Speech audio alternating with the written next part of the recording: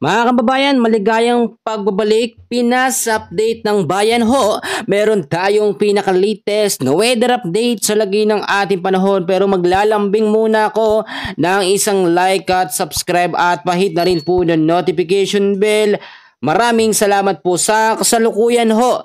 Ay patuloy pa rin minomonitor, no? Patuloy pa rin nating minomonitor itong low pressure area. Ipapakita ko sa inyong mabuti. So eto ho mga kaibigan, yung panibagong low pressure area na nabuo po kaninang umaga. At sa ngayon po, itong LPA na ito ay meron pong layo ngayon, no, na 675 kilometers east of Borongan City, Eastern Samar. At meron siyang lakas na 30 kilometers per hour.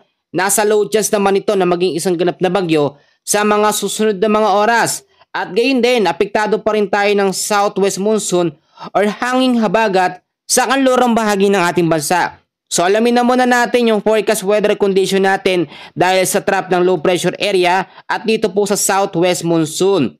Unahin natin ang Bicol region, ilang bahagi ho ng Eastern Visayas, Aurora, Nueva Ecija, Bulacan, Quezon at ilang bahagi ng Rizal.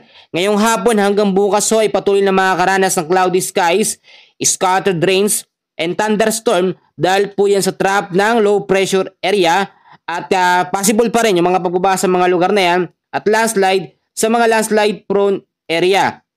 So ito pa mga kaibigan, sa ilang bahagi naman ho ng Metro Manila, kasama na rin po dyan ng Mimaropa, Zamboanga Peninsula, Camiguin, Surigao del Norte, Dinagat Islands, Dares po ng Visayas at ilang bahagi po ng Central Luzon ay patuloy pong makakaranas ng tinatawag po natin na habagat or southwest monsoon, no? Kasama rin ilang bahagi ng Calabarzon.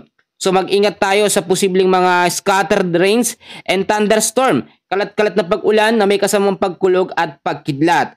Ang ilang bahagi naman po ng Northern Mindanao at ilang bahagi po ng Luzon, no? At the rest ng ating bansa ay patuloy na makakaranas pa rin ng cloudy skies and isolated rain showers and thunderstorm. Dahil po yan sa habagat at mga localized thunderstorm. May panibago pa, no? Bukod dito mga kaibigan, ito yung LPA na sinasabi natin na isa na banta po talaga na maging isang ganap na bagyo, no? Pero ngayon, imo-monitor natin yung pagkilos nito bukod po dito sa isang LPA na yan. Sirkulasyon ng hangin or cloud cluster din ito mga kaibigan. So dahil naman po sa banta ng habagat or southwest monsoon, meron po tayo nakataas ngayon na heavy rainfall warning. So ito yung dami ng pag-uulan na mararanasan sa iba't ibang bahagi ng ating bansa.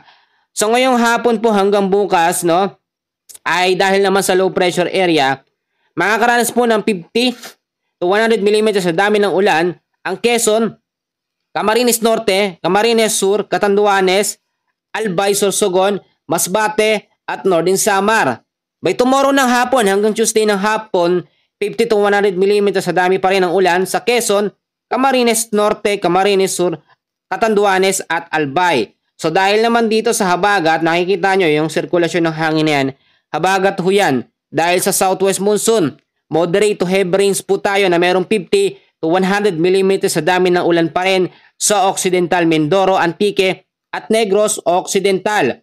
By tomorrow ng hapon hanggang Tuesday din ng hapon, moderate to heavy rains na merong 50 to 100 mm sa dami ng ulan sa Occidental Mindoro at Antique.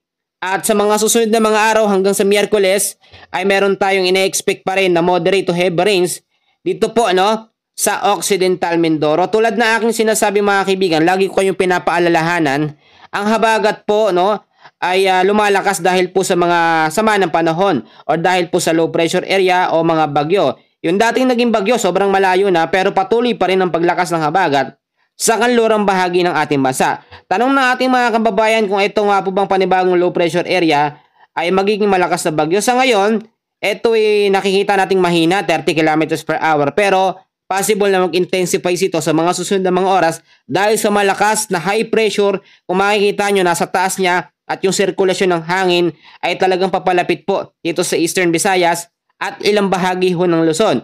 So kung titignan natin sa category, possible na hanggang tropical storm pa lamang ito. Pero may mga posibilidad na pwedeng mangyari. Kapag tumawid dito sa ating Philippine landmass at nakalabas na nito sa ilang bahagi po ng kanluran ng Visayas, no, palalakasin naman siya ng habagat. So possible from tropical storm category ay mas lumakas pa ito sa severe tropical storm hanggang typhoon category. Pero may mga posibilidad pa rin naman na pwedeng magbago at mangyari. Sa ngayon, yan muna ang pinaka-latest update natin sa lagay ng ating panahon. Ako'y lubos na nagpapasalamat sa inyo. Maraming salamat po.